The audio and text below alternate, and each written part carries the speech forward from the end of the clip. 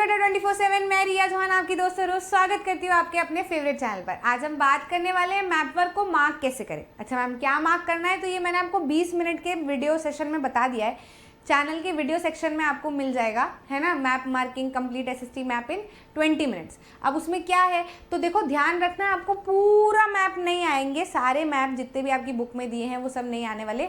2 question map के आएंगे। जैसे पहला क्वेश्चन हिस्ट्री से होगा, जिसमें आपको मार्किंग कर दी जाएगी, आपको सिर्फ आइडेंटिफाई करना है जगह कौन सी, हिंट दे दी जाएगी। दूसरा नंबर का क्वेश्चन जो है वो आपको रहेगा ज्योग्राफी से। ज्योग्राफी में से 3 आएंगे आपको, है ना, तो उसमें आपको लोकेट करना रहेगा। ये क्या पता आइडेंटिफाई कर देते हो, वो उनके ऊपर है ना। बाकी अभी तक मैक्सिमम लोकेट करने के लिए उन्होंने दिया है, लोकेट और लेबल करने के लिए।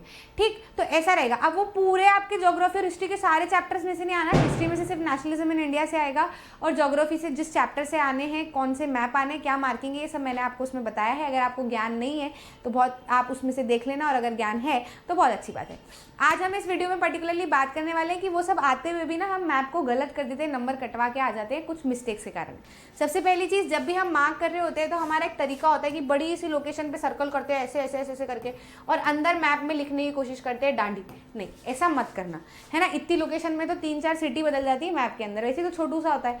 ध्यान रहे आपका एकदम प्यारा सा मासूम सा ऐसा सर्कल बने, उस पर आप एरो खींच के बाहर की साइड में सीधी लाइन में डांडी लिखें, सॉफ्ट सी हैंडराइटिंग में।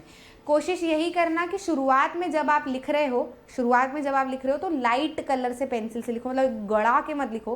क्योंकि कई बार ऐसा होता है कि हमें ऐसा लगता है कि हमने सही मार्क किया है, पेपर देते हैं, फिर ध्यान आता है अरे अरे गलत हो गया, फिर रबर से मिटाने लगते हैं तो छेद ही कर देते हैं पेपर के अंदर, है ना। या फिर वो इम्प्रिंट्स बन जाते हैं, मैप काला हो जाता है, क्योंकि पेंसिलें फैलती है ऐसे हाथ से जब लिखने लगते हैं। तो ऐसी गड़बड़ प्लीज़ मत करना। ढंग से तमीज़ भाव से शुरुआत में जब आप कर रहे हैं तो लाइन ऐसे खींचना, और बाहर की साइड में मैप के बता देना कि वो कौन सी लोकेशन है। क्लियर? ठीक, तो ये तो हो गई अपनी पहली चीज़। दूसरी चीज़ क्या है कि आप पेन से लिखें या फिर पेंसिल से लिखें या कलर पेंसिल से लिखें या स्केच पेन से लिखें, क्या करें? मैं सबसे अच्छी एडवाइस आपको देती हूँ, ब्लू पेन या पेंसिल आपको अलाउड है मैप में मार्क करने के लिए। इंक पेन वगैरह भी यूज़ मत करो। मैं तो कहती हूँ पूरे पेपर में इंक पेन यूज़ मत करो, कोई भरोसा नहीं वाटर प्रूफ इंक का। पानी ढुल गया तो पूरे पेपर में पानी ढुलेगा, मतलब वो कहावत ही सच्ची हो जाएगी। बॉल पेन यूज़ करो, है ना। और मैप में तो पेंसिल ही यूज़ करो, क्योंकि रबर से मिटाते हैं तो गड़बड़ हो जाती है। मान लो पेन से ही कर देंगे और फिर लगा कि गलत मार्किंग कर दी, तो फिर उसको तो मिटा भी नहीं पाओगे बेटा। वाइटनर लगा के पूरा मैप गंदा हो जाएगा, बहुत ही बेकार हालत हो जाती है। इसलिए पेंसिल से ही मैप को मार्क करो। शुरुआत में लाइट मार्किंग करो, पेपर हो गया, कंफर्म हो कि हाँ सही है, तो उसको उसी पेंसिल से थोड़ा सा डार्क कर लो, है ना। ओवर राइटिंग मत करना, डार्क करना समझते हो ना। और जब भी मैप को मार्क कर रहे हो उसके पहले पेंसिल को शार्प कर लेना। ऐसे नहीं बुट्ठी नोक हो रही है और उसी से लिख रहे हैं फिर वो फैल गई, ऐसा नहीं। प्रॉपर तरीके से शार्प करना, अच्छे से जो है वो अच्छी हैंडराइटिंग में मैप को मार्क करना। ठीक, अब क्या है भाई, मैडम सेक्शन को शेड करना हो, अगर मान लो जैसे आइडेंटिफाई करने के लिए दिया, मान लो हमको बोल दिया मैप में मार्क करके कि ये वाली लोकेशन पे तुम बताओ, कि ऐसे शेड दे दिया आपको, और ऐसे बोल दिया कि यहाँ पे आपको बताना है कि कौन से तरीके की सॉइल मिलती है ना। तो अब हम क्या करें, हम शेडिंग काय से कलर पेंसिल से करें या किससे करें? तो आप सिंपल सा है, पेंसिल से भी तो शेडिंग हो ही जाती है ना। पेंसिल से आप शेड कर दो और यहाँ पे बता दो कि कौन सी सॉइल है, फॉरेस्ट सॉइल है, फॉरेस्ट एंड माउंटेनियस सॉइल, है ना। ऐसे अच्छे से आप लिख दो, ठीक है। शेडिंग तो आपकी पेंसिल से। पेंसिल को भी ऐसा नहीं कि भरे जा रहे हैं एकदम, नहीं, हल्के से जैसे चेक्स बनाना है चेक्स बना दो, है ना। ऐसे करके आप चेक्स बनाना है चेक्स बना दो, या हल्की हल्की सी शेडिंग करनी है तो आप शेडिंग कर दो। गुची पूची जैसे मैंने अभी किया था वैसे आपको नहीं करना है ना। प्रॉपर अच्छा सा शेड, बहुत देर मत लगाना इसी को करने में, पेपर में बहुत सारा कुछ भी होता है। पर जो भी करो पहली बार में प्यार से करना, ढंग से करना, ताकि टाइम वेस्ट ना हो आपका।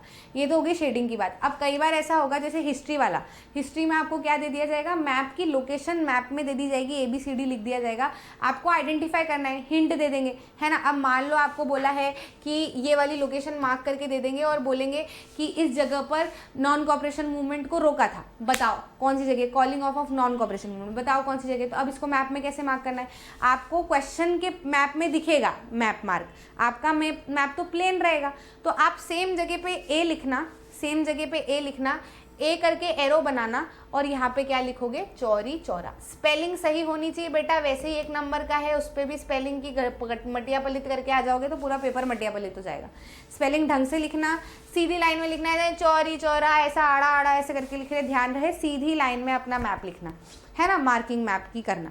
अब मैडम जैसे आइडेंटिफिकेशन वाला हो गया तो उसमें तो हमको मैप में दिया है तो मैप में भी मार्किंग करनी है, कॉपी में भी लिखना है क्या? हाँ, to be on a safer side जैसे आइडेंटिफिकेशन है ना, आपने क्या करा अपने मैप में, मैं तो आपको सारे क्वेश्चन का कहूँगी, मतलब मैप के सारे क्वेश्चन का कहूँगी कि मैप में ही मार्क कर दो और कॉपी में भी लिख दो। कैसे लिखोगे, जैसे आपने मैप में क्या कर दिया, मार्क कर दिया, ए बना दिया, लिख दिया चौरी चौरा। अब क्वेश्चन तो आपका आइडेंटिफिकेशन का है, तो अब अपनी कॉपी लाइन वाली साइड में क्या लिखोगे, सेक्शन जो है आपका, सेक्शन का नाम, क्वेश्चन नंबर जो है मान लो 31 क्वेश्चन है ना, मान लेते हैं, ठीक, उसमें है आपका ए, ठीक, वो हिस्ट्री का पार्ट है। अब उसमें नंबर 1 आपको दिया है चौरी चौरा वाला, तो आपने वहां पे तो मैप पे तो मार्क कर दिया है, जैसे मैंने बताया है वैसे ही आपने मार्क कर दिया है। आपको यहाँ पे क्या लिखना है, ए एरो बना के चौरी चौरा।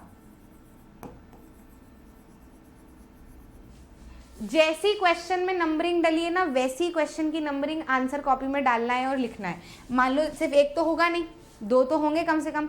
जैसे मान लो आपको दे दिया कि कलकत्ता सेशन हुआ था यहाँ पे सितंबर 1920 का, है ना, और यहाँ पे आपको दे दिया बी मार्क करके, तो सेम वो आपके रहेगा क्वेश्चन पेपर वाले मैप में। आपके पास मैप जो रहेगा कॉपी में प्लेन रहेगा, उस कॉपी के मैप में बी लिखना, एरो बनाना, यहाँ पे लिखना कैलकाटा, और कॉपी में ही लाइन वाले साइड में आपने ये लिख रखा है ना, इसी में 2 करके यहाँ पे बी लिखना और लिखना कैलकाटा।